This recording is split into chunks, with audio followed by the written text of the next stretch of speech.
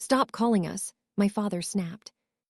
I was standing in the hallway outside my own wedding reception, still holding my bouquet, still wearing the dress I had saved for by skipping lunches, and delaying a honeymoon I wasn't sure we could afford.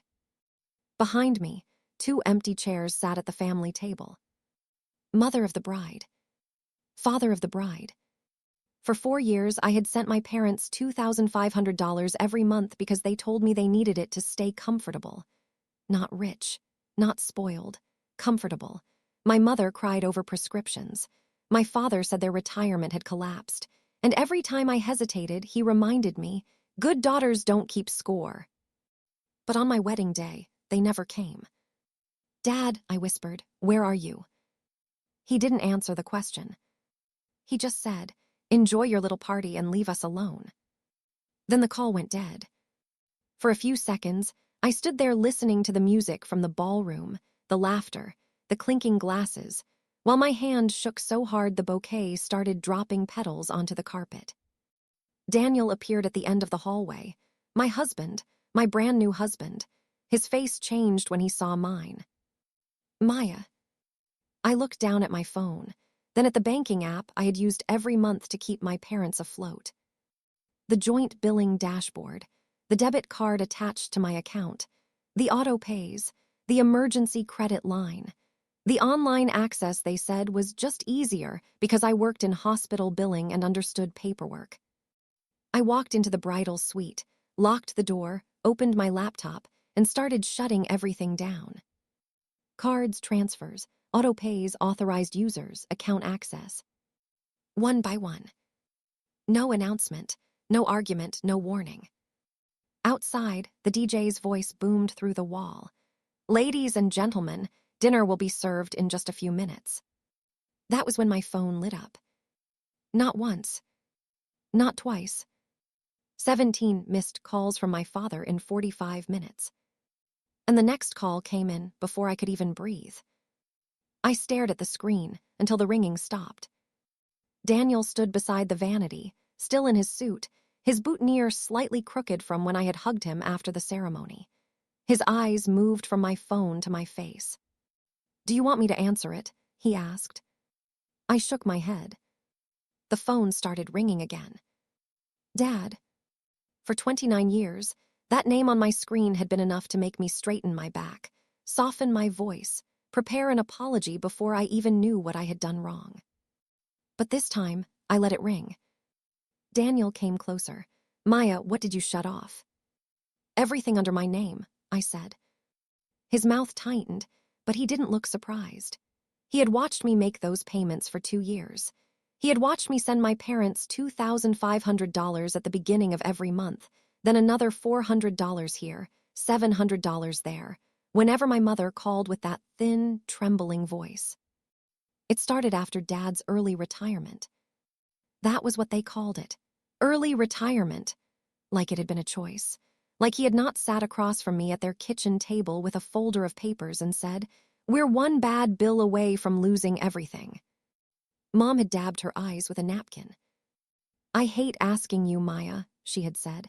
"I really do, but your father can't take this kind of stress, and my prescriptions alone." She never finished that sentence. She never had to.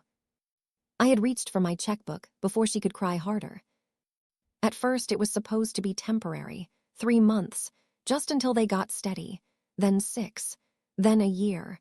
Then Dad said, it would help if we knew exactly what was coming in, something predictable, something that lets your mother sleep. So I offered to pay specific bills directly. Dad's face changed. "We're not children," he said.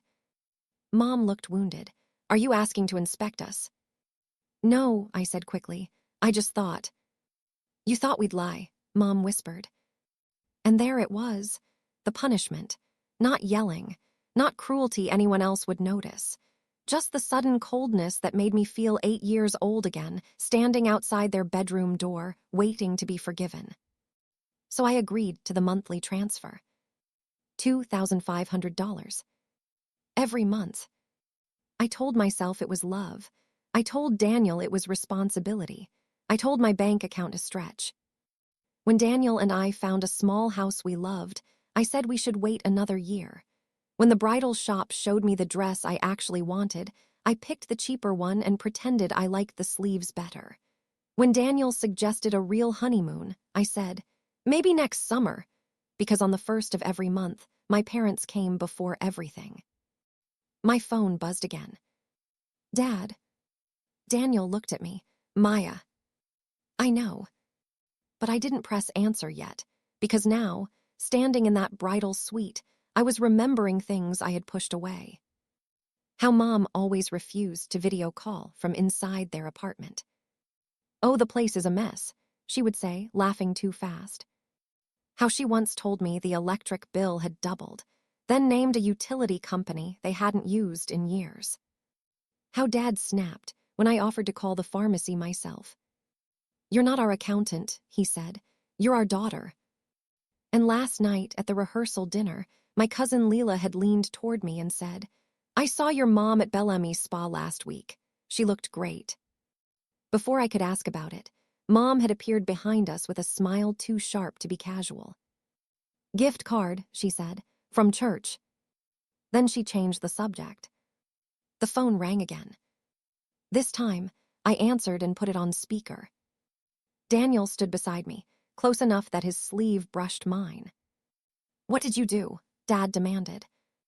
No hello, no apology, no explanation for the empty chairs in the ballroom.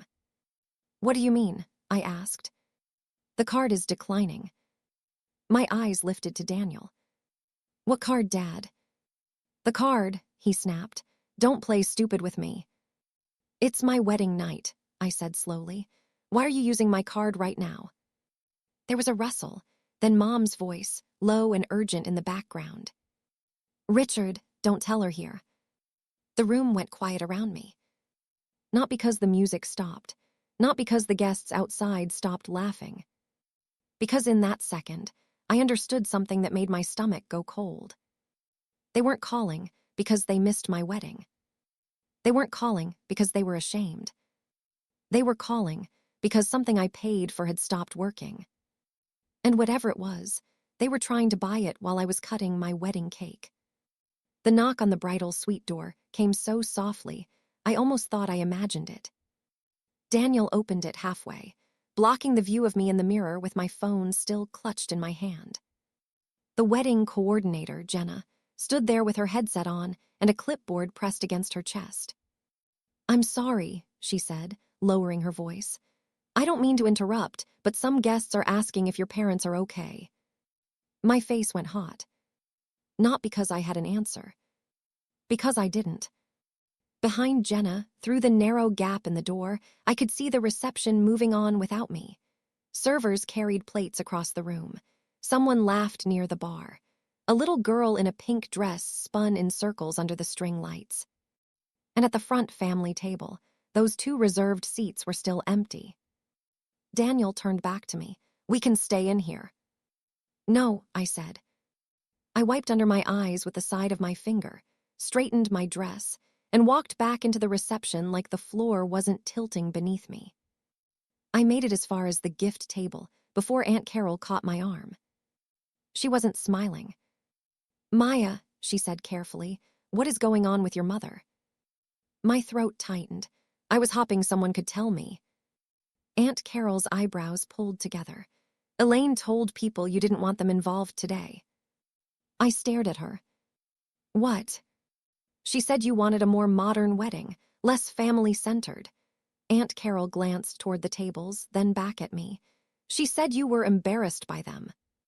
For a second, the noise of the room folded into a dull hum. Embarrassed by them. I thought of the $2,500 transfers, the prescriptions, the emergency checks, the nights I sat in my car after work, calculating what I could pay late so my parents could pay on time. She said that, I asked. Aunt Carol's face softened, but her voice stayed firm. Your mother told your cousin she wasn't sure she'd even be welcome. Your father told your uncle that Daniel had taken over your finances.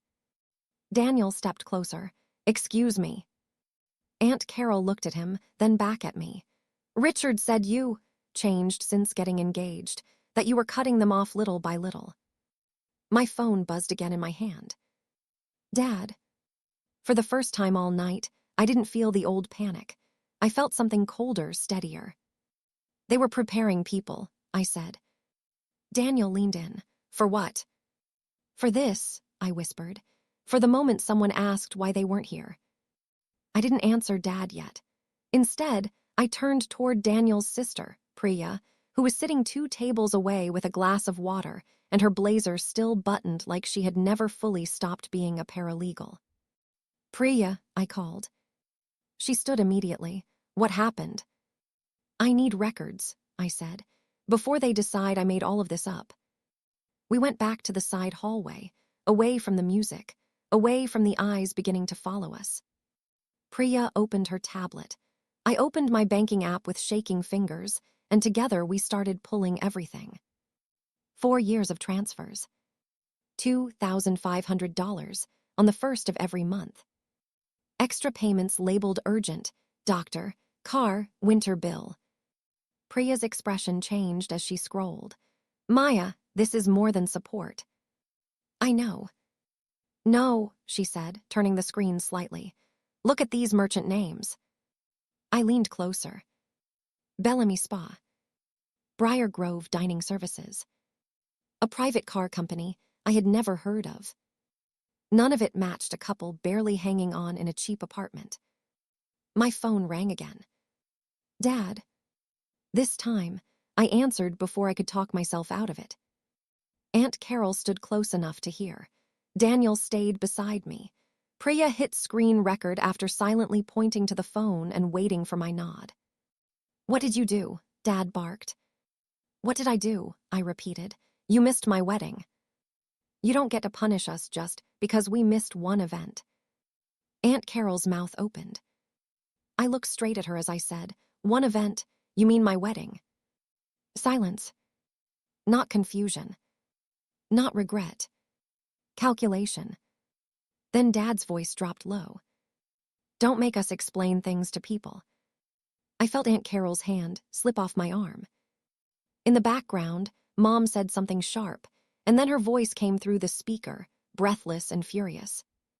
Maya, if you loved us, you would turn those accounts back on before we lose everything tonight. Tonight. That word cut through everything else. Not this week, not before rent is due, not when the bank opens. Tonight. I looked at Daniel, then Priya, then Aunt Carol, who had gone completely still beside me. What are you losing tonight? I asked. Mom didn't answer. Dad came back on the line. You're acting hysterical. At my wedding, I said, after you didn't show up. You always do this, he snapped. You make everything about your feelings. Priya's eyes narrowed. She tapped the screen recorder icon again to make sure it was still running. I ended the call. For once, I did not wait for permission to be done. The hallway felt too narrow, too bright, too full of music that belonged to another bride. I turned back toward the bridal suite. I need my laptop again, I said. Daniel followed immediately. What are you looking for? I don't know yet. But I did know one thing. My parents were not panicking over groceries. They were not standing at a pharmacy counter with a declined card and a bottle of blood pressure medication. Something larger had just failed. Inside the bridal suite, I sat down in front of the vanity with my laptop open across my knees.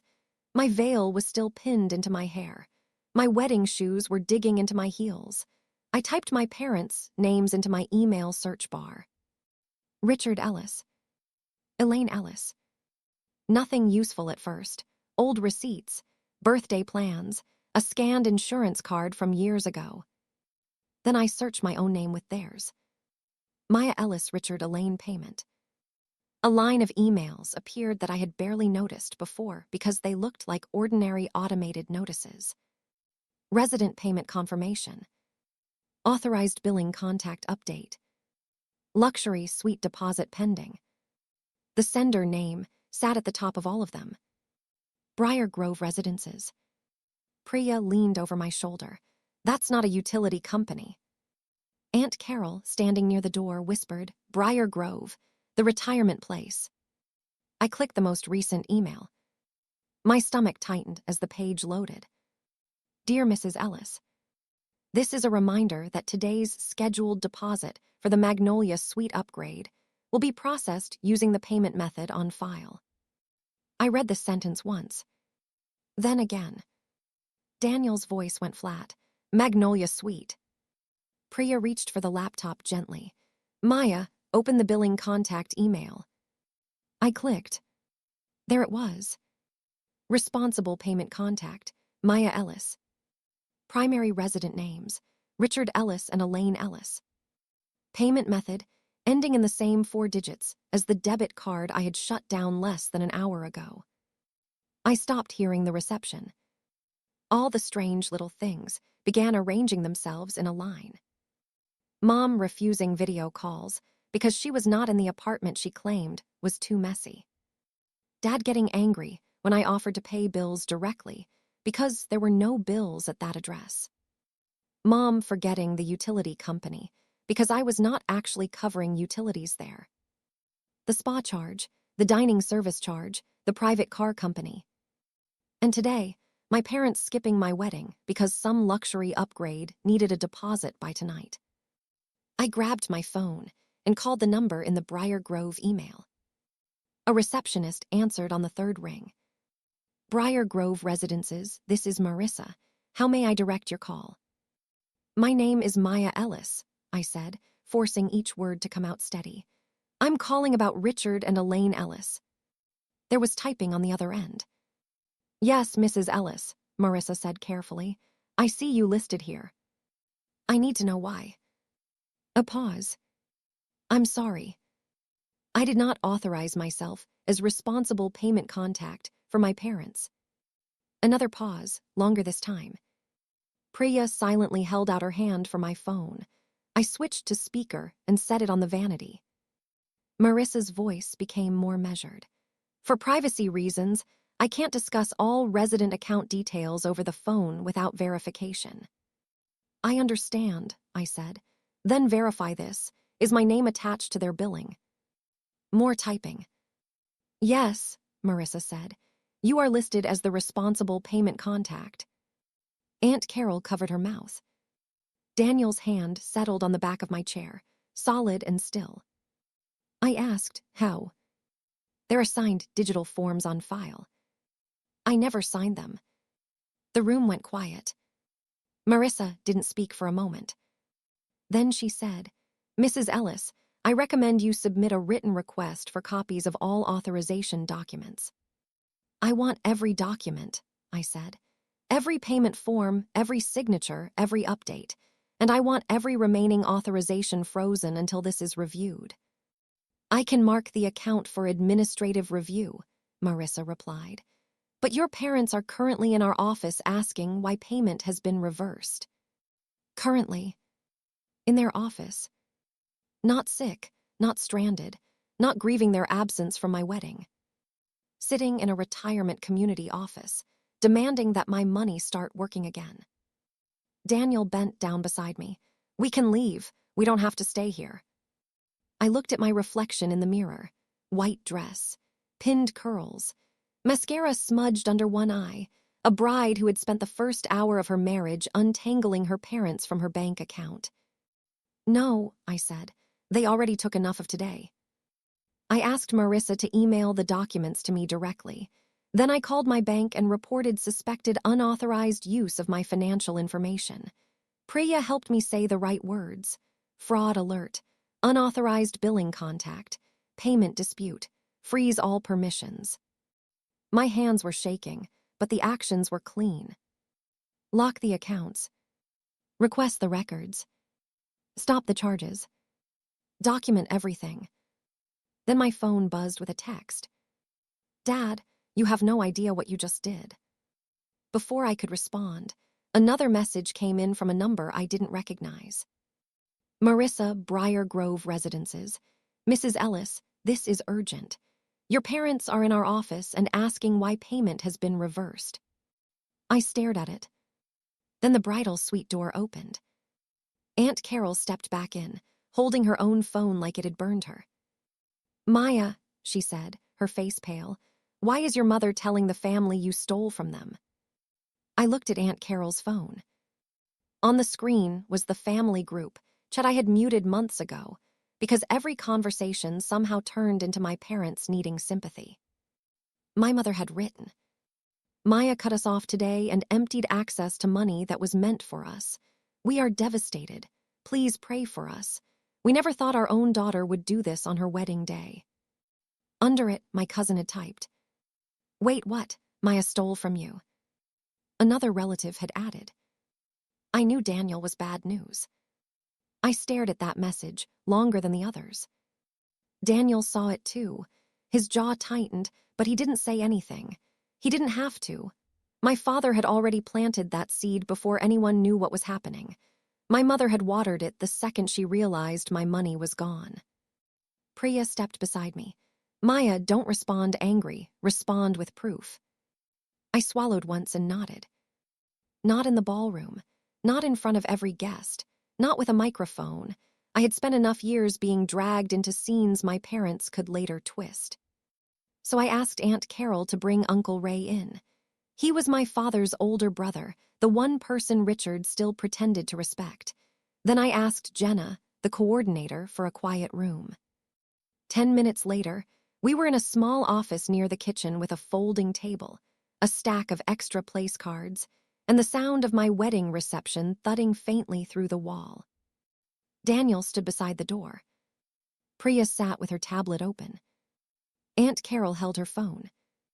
Uncle Ray came in frowning. "Maya, your mother is saying some serious things." "I know," I said. My voice sounded strange to me, too calm, like it belonged to someone who had finally stopped begging to be believed. I turned my laptop toward them. "This is what I can prove." Priya pulled up the first file. 4 years of bank transfers. Every first of the month. $2,500. Richard Ellis and Elaine Ellis. Then the extra payments. $600 for medicine. $900 for car trouble. $1,200 for winter utilities. Uncle Ray leaned closer. His frown faded. I opened the Briar Grove emails next. Resident payment confirmation. Authorized billing contact update. Luxury suite deposit pending. Aunt Carol whispered, "Oh, Elaine." I clicked the newest message. Today's scheduled deposit for the Magnolia Suite upgrade will be processed using the payment method on file. Uncle Ray looked up sharply. "Magnolia Suite at Briar Grove." I nodded. They told me they were barely making rent in a small apartment. Priya opened the document Marissa had just emailed from Briar Grove. "This came in 2 minutes ago," she said. "Authorization forms." The page loaded slowly. My name was there. Maya Ellis. Responsible payment contact. My bank account information. A digital signature that looked like mine if someone only glanced at it. But it wasn't mine. Daniel's hand moved to the back of my chair. Priya pointed to the date. "Maya, this was signed 8 months ago." Aunt Carol looked at me. 8 months. I opened the county property record Priya had found in a public search while we waited for Marissa's email. Sold. Richard and Elaine Ellis. Their old house. 8 months ago. The sale price sat on the screen like an accusation. Uncle Ray sat down slowly. "They sold the house." "They sold it," I said. "They told me they were renting somewhere cheap and struggling, but they moved into Briar Grove." Aunt Carol shook her head. "That place has private dining, a salon, drivers." I clicked through the charges Priya had flagged. Briar Grove Dining Services. Bellamy Spa. Private transportation. Wellness package. Luxury suite deposit. Every charge sat beside the same story. My mother had told me about prescriptions, utilities, and survival. Then my phone rang again. "Dad." This time, I answered on speaker. No one moved. "What the hell are you doing?" Dad shouted. "Do you know what kind of position you've put us in?" I looked at the documents on the screen. Were you ever in danger of losing your home? Silence. It lasted long enough for Uncle Ray to close his eyes. Answer her, Richard, he said. Dad's voice changed instantly. Ray, why are you there? Answer your daughter. Mom started crying in the background. Not soft crying. Loud, breathy, performance crying, the kind that used to make me drop everything. I sat still. Maya, Mom sobbed, we gave you everything. You sold your house, I said. You moved into Briar Grove. You put me down as responsible payment contact without my permission. Dad snapped. We needed stability. You had money from the house. That money was for our future, he said. And mine was for what? I asked. No answer. Mom came onto the phone, her voice shaking with anger now, not sadness. We deserved to be comfortable after everything we gave you. The sentence landed in the room and stripped away the last piece of doubt. Not desperate. Not cornered. Entitled.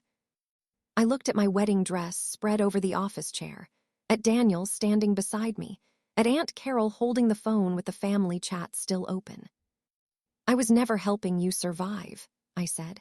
I was funding the lie you told about me. Dad started yelling again, but I ended the call. This time, my finger did not shake.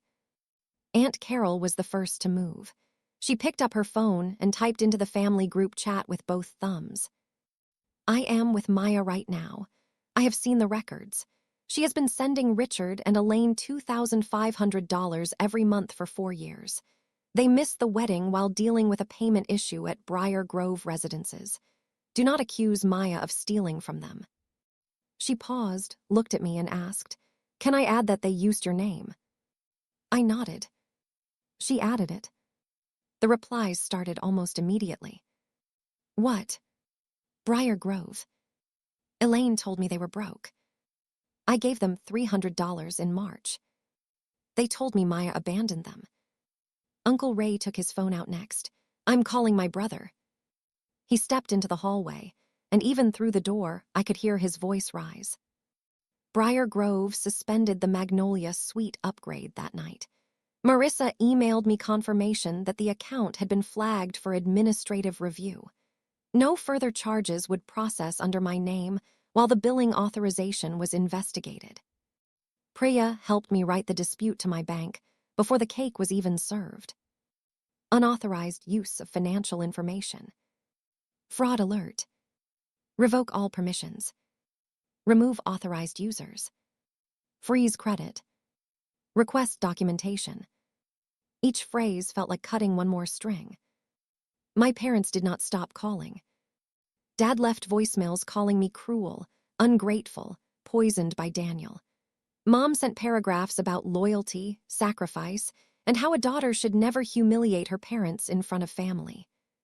I did not argue. I saved everything. By the next morning, half the family knew. By the end of the week, the rest did. Some relatives apologized. Some avoided me because they had believed my parents too quickly. A few admitted they had given my parents money too, always after hearing the same story. Maya was distant, Daniel was controlling, Richard and Elaine were too proud to ask but desperate enough to accept. Their reputation did not collapse all at once. It cracked in pieces. An aunt stopped inviting them to Sunday dinner.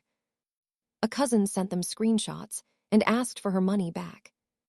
Uncle Ray told my father not to call him until he could tell the truth without blaming me. Briar Grove kept their current residence under review, but the upgraded suite was gone. Without my payment method, without my monthly $2,500, and with the authorization dispute open, my parents had to meet with management and explain why their daughter's account had been attached to charges she never agreed to cover. For years, they had controlled me with silence, guilt, and the fear that people would think I was selfish. On my wedding day, that stopped working. I returned to the reception after midnight. The room was smaller by then. Some guests had left. The flowers looked tired. The cake had already been cut unevenly by a nervous catering assistant who kept apologizing. Daniel held out his hand. Still won our first dance, he asked.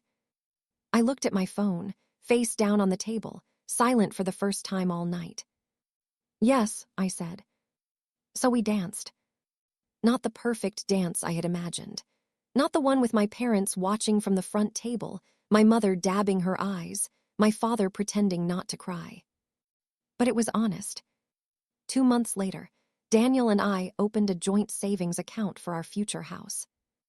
The first deposit was exactly $2,500. I stared at the confirmation number for a long time after it posted.